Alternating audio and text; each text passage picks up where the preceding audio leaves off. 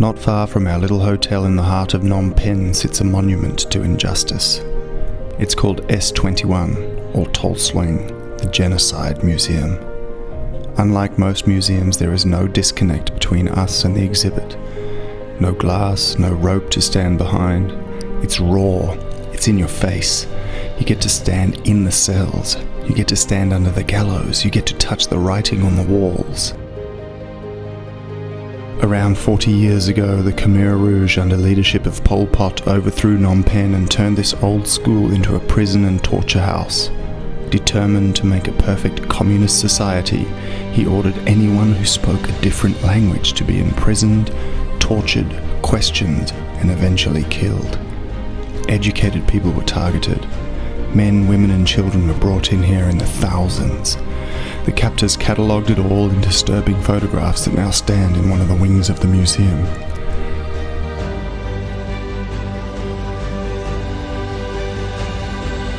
But that's not where it ends. 17 kilometers away down a dusty Cambodian road stands the gruesome second half of this story. It's called Genocide Center, or the Killing Fields. Every day for 3 years, over 300 men, women and children would be brought in here to be executed. Trucked in, often believing they were finally free, the prisoners were separated and killed, one by one. This is very tight. Not with a gun, because bullets were expensive, but with blows to the head. Some by axe, some by bamboo stick. Others had their heads cut off with palm fronds. Many mass graves line the rough wooden walkway that winds through the property. One place in particular will stop your heart. It's called the Killing Tree. Against this tree, thousands of babies and toddlers were swung. The monument in the center of the Killing Fields is the gruesome end to your genocide tour, and a very real reminder that this isn't just a bunch of numbers or people way back in history.